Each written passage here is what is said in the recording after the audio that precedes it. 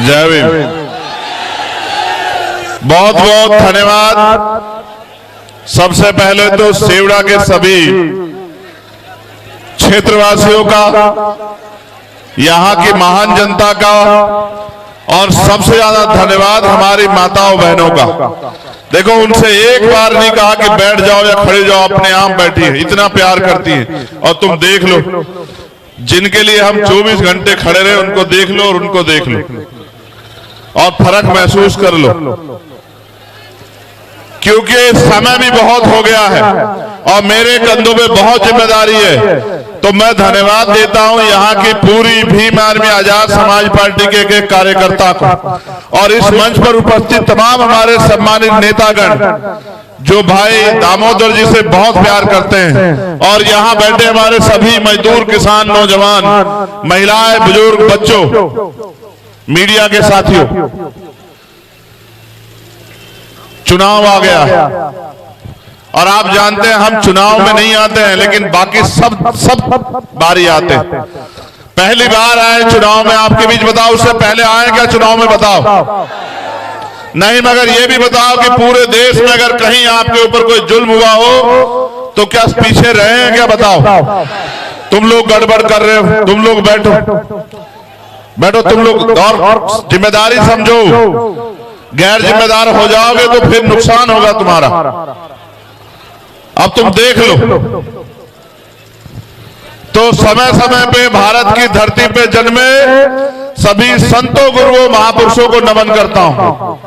भगवान बुद्ध से लेके संत श्रोमणी सतगुरु रविदास जी महाराज, गुरु नानक देव, संत कबीर, गुरु घासीदास, फिर राष्ट्रपिता ज्योतिबा फूले, छत्रपति साहू जी महाराज, डॉक्टर बाबा साहब अम्बेडकर, पेरियर रामास्वामी नायकर, प्यारेलाल यादव, बाबू जगदेव प्रसाद कुशवाहा, जननायक कपूरी ठाकुर, संतराम जी प्रजापति, महामना रामस्वरूप वर्मा, मान्यवर दीना भाना वाल्मीकि साहब और मान्यवर काशीराम साहब को नमन करता हूं। मुझे आपसे ज्यादा कुछ नहीं कहना है, मैं आपको प्रजातंत्र बता देता हूं। प्रजातंत्र होता क्या है? कैप वाले, तुम अपनी समस्याओं के जिम्मेदार खुद ही हो, अभी बता देंगे, तुम्हारी समझ में आ जाएगा। देखो, ये लोकतांत्रिक प्रदेश और देश है। लोकतंत्र कब आया, लोकतंत्र क्यों आया, लोकतंत्र में कौन ताकतवर है, कौन कमजोर है, ये समझने का विषय है। और लोकतंत्र में आप कैसे ताकतवर हो सकते हैं, ये भी समझना पड़ेगा। अभी हमसे पहले हमारे बहुत ही सम्मानित वरिष्ठ नेता, राष्ट्रीय महासचिव रविंद्र कुमार भाटी जी अपनी बात रख रहे थे और समाज से अपील कर रहे थे। उनसे पहले तमाम हमारे पार्टी के वरिष्ठ सभी नेताओं ने अपनी बात रखी, संगठन के लोगों ने बात रखी, फिर हमारे यहाँ के प्रत्याशी बोले, उन्होंने आपसे बात रखी। लेकिन मुझे आपसे कुछ और कहना है।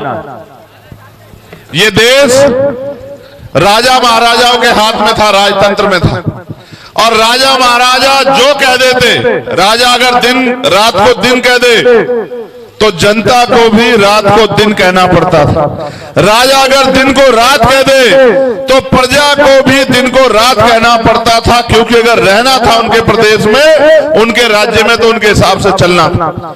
फिर एक ऐसा उजाला निकला, एक ऐसा सूर्य निकला, एक ऐसे रहबर पैदा हुए जिनको हम डॉक्टर बाबा साहब अम्बेडकर के नाम से जानते हैं। उन्होंने जो अपमान पूरे जीवन में सहा और अपने 4-4 बच्चों की कुर्बानी देके हमें हमारे पैरों पे खड़ा करने के लिए अंग्रेजों से लड़ाई लड़के अपनी एक एक बात को उन्होंने और उनके साथियों ने अंग्रेजों के सामने जिम्मेदार से रख के इस देश में शोषित वंचित वर्ग के अधिकारों के लिए लड़ाई लड़ी। और एक दिन ऐसा समय आया कि देश आजाद हुआ और भारत में लोकतंत्र स्थापित हुआ। जब मिला वोट का अधिकार तो सब लोग चले गए विरोध में।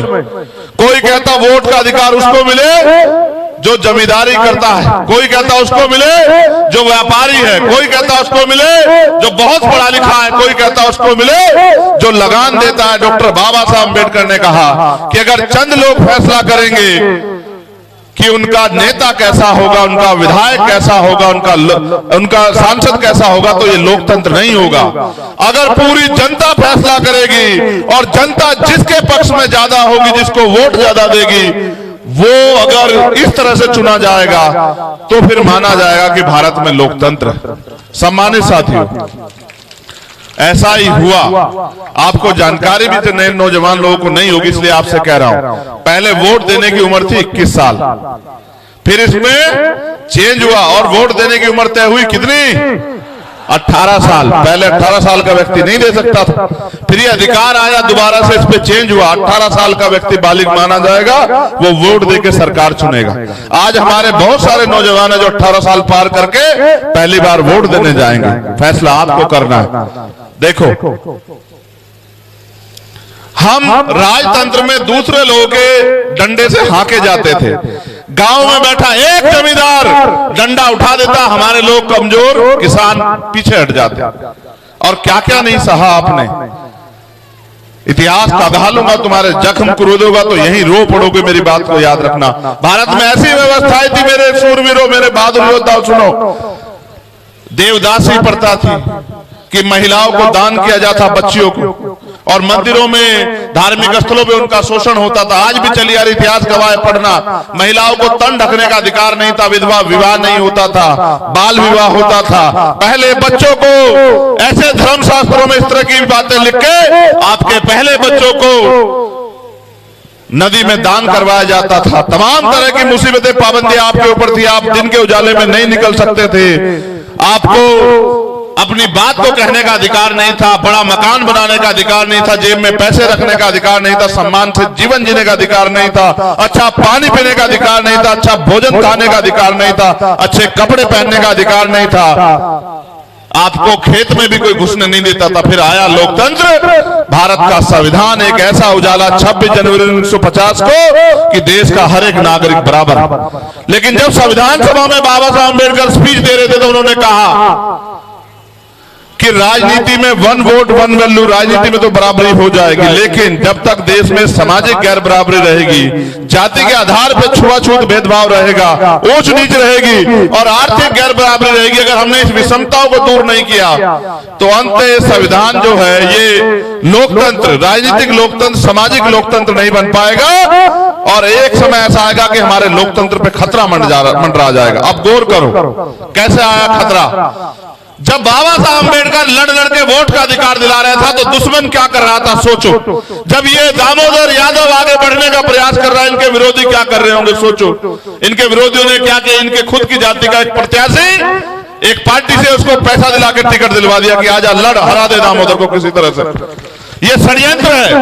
मैं इसलिए कह रहा हूं, गौर करो कि जब बाबा साहब आपको वोट के लिए लड़ रहे थे, आपको वोट का अधिकार मिले तो दुश्मन भी प्रयास कर रहा था। दुश्मन ने कहा कि इनके पास वोट है और हमारे पास नोट है, इनकी जरूरत पैसा है, इनको घर चलाना है, इनको रोटी, इनको मकान बनाना है, इनको बच्चों की शादी करनी है, पढ़ाई लिखाई करनी है, करवानी है, इनको इलाज करवाना है, तो इनकी वोट को हम लोग नोट से खरीद लेंगे। और बाबा साहब अम्बेडकर लंबे समय प्रयास करते रहे कि वोटों की बिक्री बंद हो जाए, क्योंकि आर्थिक गैर बराबरी थी। 14 अगस्त जब हम गुलाम थे भारत में 1947 को, 15 अगस्त को आजाद हुए, लेकिन 16 अगस्त को भी आपकी जेब में कोई पैसा नहीं आया। जो 14 अगस्त में जिसकी जेब में जो पैसा था, 16 अगस्त को भी वही था, 17 को भी वही था, 18 को भी वही था। यानी कि देश में राज तो बदला, अंग्रेज चले गए, लेकिन ना धन बटा, ना धरती बटी, ना राजपाट बटा, ना उद्योग बटे, ना नौकरी आई, और इन सबको लाने के लिए संविधान आया। तो मैंने कहा दुश्मन ने षड्यंत्र किया। षड्यंत्र ये था कि इनकी वोट को नोट से खरीद लेंगे। बाबा साहब हमारे रेवर अपने 4-4 बच्चों कुर्बानी देके और 22-22 घंटे जाग के समाज को तैयार करते रहे कि मेरे लोगों, अपनी वोट का सौदा मत करो, वोट को बेचो मत। लेकिन वो बोलते बोलते चले गए, मेरे लोगों हमारा राज स्थापित नहीं हुआ, आपने बात नहीं मानी। फिर मान्यवर काशीराम साहब क्लास 1 के अधिकारी, एक बार बाबा साहब के अम्बेडकर के मिशन के बारे में पता लगा, नौकरी छोड़ दी। आज हमारे लोग नौकरियों के पीछे भागते हैं, कहते हैं नौकरी पहले, मिशन बाद में। मान्यवर काशीराम साहब ने क्लास 1 की नौकरी छोड़ दी, साइंटिस्ट थे, और कहा मैं समाज को पैरों पे खड़ा करूंगा। मैं अकेला व्यक्ति बहुत अच्छा भोजन खा रहा हूं, बहुत अच्छी सुविधाओं, मेरा समाज मिट्टी में मिला हुआ है, मेरा समाज अपमान सह रहा, मैं चैन से नहीं बैठूंगा। गली गली निकले, आपके क्षेत्र में आएंगे सेवड़ा के मेरे लोगों, और लोगों को जाके समझाया कि उठ जाओ, खड़े हो जाओ। और एक नारा देते थे वो कि वोट की रक्षा बहन बेटी की रक्षा की तरह करनी है। कैसे करनी है, कैसे करनी है बताओ।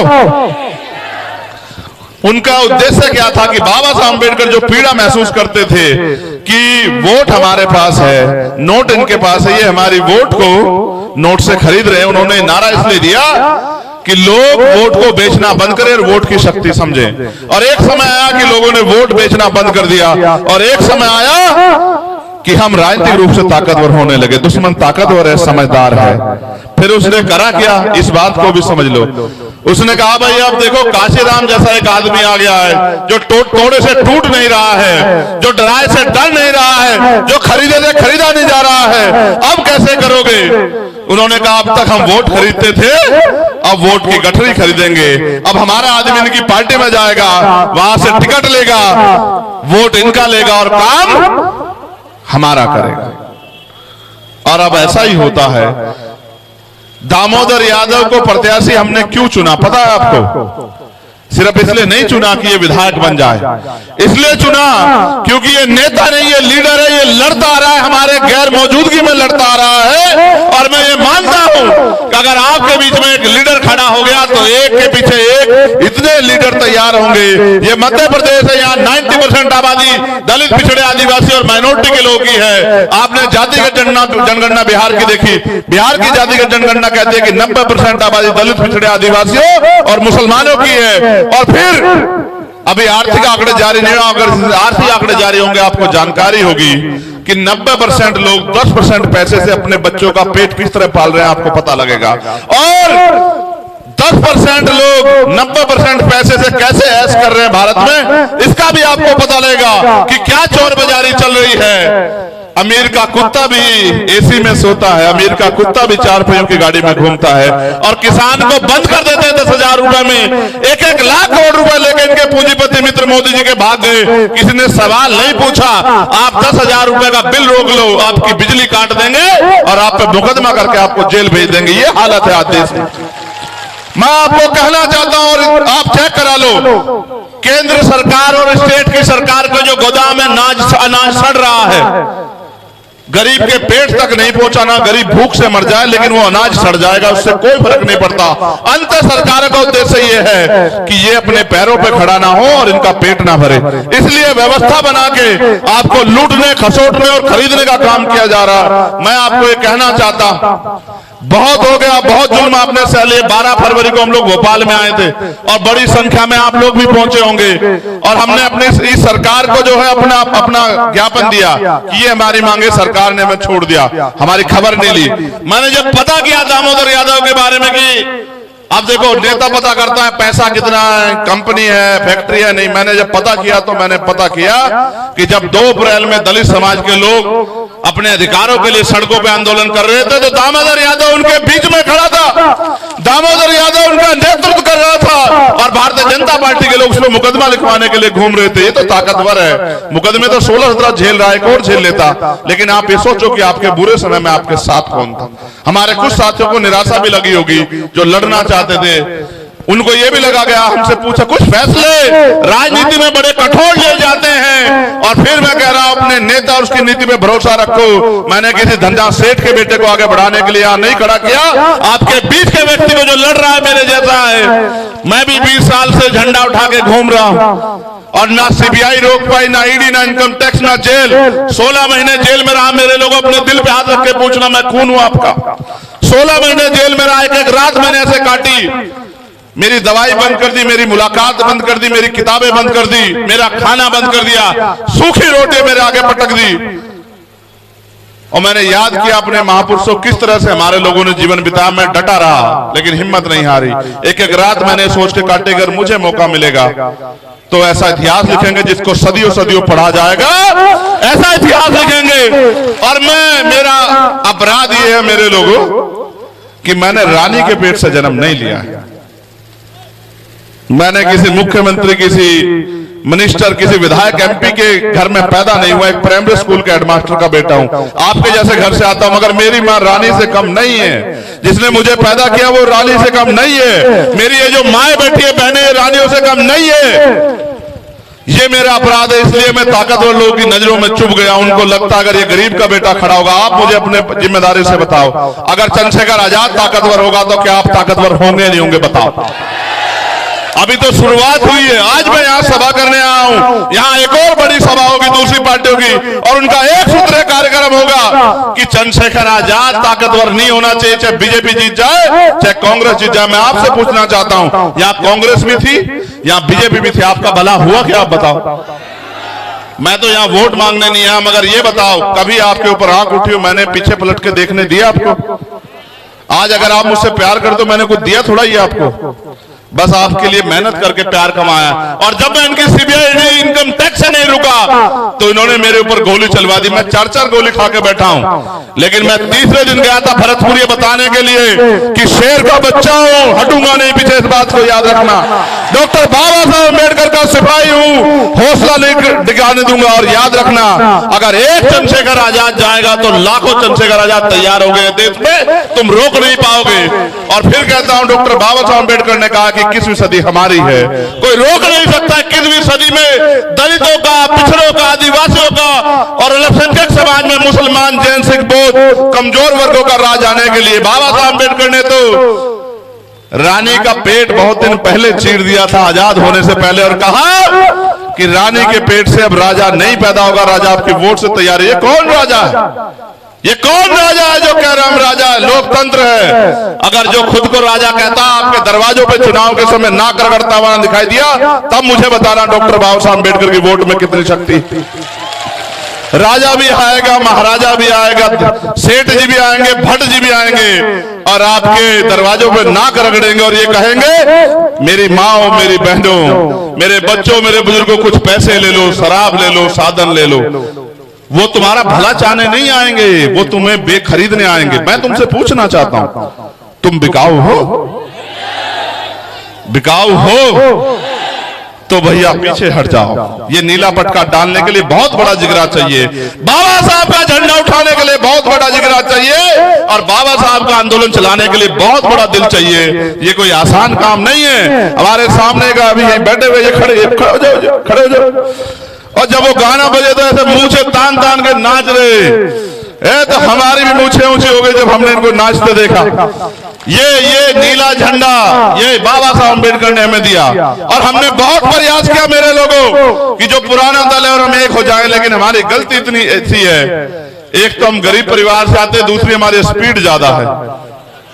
समझ रहे हो? यही हमारे लिए अगर होते थोड़े बेवकूफ टाइप, थोड़े लालची, पैसा कमाने वाले, विधायक बनने वाले, तो सब रख लेते। सबको पता है, देखो जिसके पास समस्या है उसका, उसको कोई बुरा नहीं कह रहा है, उसका कोई विरोध नहीं कर रहा है, जिसके पास सलूशन है उसका विरोध कर रहा है।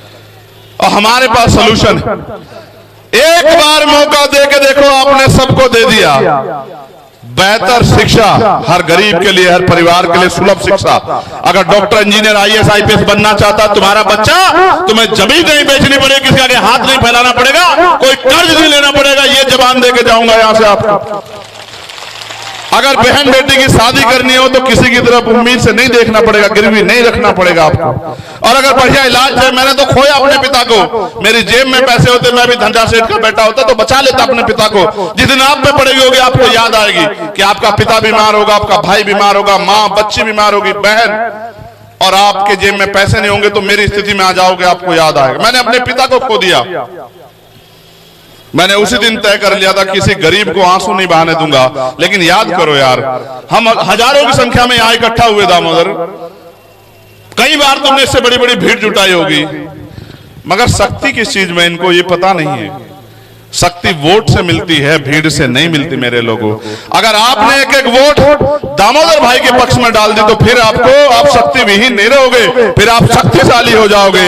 वरना मेरी सभाओं में आते रहो, खूब नारा लगाते रहो। मैं रास्ते में रुका, गुर्जर समाज के बहुत सारे लोग थे, जय भीम, जय मीर भोज के नारे लगा रहे थे, माला घेरे थे। मैंने उनको भी समझाया कि माला मेरे गले में कितनी डाल दो, कुछ नहीं होगा। बहुत नारे लगा लो, कुछ नहीं होगा, जब तक आप गली में निकल के, गांव में निकल के, और जो रूठे नाराज लोग हैं उनको तैयार करके अब एक एक वोट आजाद समाज पार्टी के समर्थन में और केतली निशान पे 17 तारीख को नहीं डालोगे तो चंद्रशेखर आजाद को गोलियां खानी पड़ेंगी। क्योंकि जब तक मेरे पास ताकत नहीं होगी तब तक मैं गोलियां तो खाऊंगा। लेकिन सोचो, अगर हमारे पास ताकत होगी तो कोई आप पे गोली चला देगा क्या? आप बताओ। मेरा छोड़ो, चलो छोड़ो, मरना है चंद्रशेखर आजाद को जब वो इस मिशन में निकला है। बहुत सारे हमसे पहले चले गए। आप मुझे बताओ, आपका भविष्य क्या है इस देश में? जब संविधान नहीं होगा, जब लोकतंत्र नहीं होगा, जब वोट का अधिकार नहीं बचेगा, आपको कौन कुर्सी देगा? कमजोर किसानों के बच्चों, बताओ आपको कौन बैठना देगा? आपको कौन दफ्तरों में घुसना देगा? आज पैसे वाले लोग 1 महीने में आपके दोस्त हो लेंगे। उनसे पूछो 4 साल 11 महीने कहां थे जब चंद्रशेखर आजाद की चमड़ी उतारी जा रही थी आपकी लड़ाई लड़ने के नाम पे, तब वो कहां थे? आज वो आपको रिश्तेदार बनने का प्रयास करेंगे, आपको याद दिलाएंगे, कुछ नहीं दिलाएंगे। वो आपके 1 महीने के मित्र हैं। आप ये बताओ, 1 महीने वालों के साथ हो या परमानेंट वाले के साथ हो? आप बताओ मुझे। फिर मैं दूसरी बार आपकी सभा में तभी आऊंगा जब अब की बार मैं आऊं तो यहां से वहां जिधर मैं देखूं उधर समुद्र जैसा माहौल मुझे दिखना चाहिए, जैसा आपने भोपाल में मुझे दिखाया था। बताओ, दिखाओगे नहीं दिखाओगे? देखो, लोकतंत्र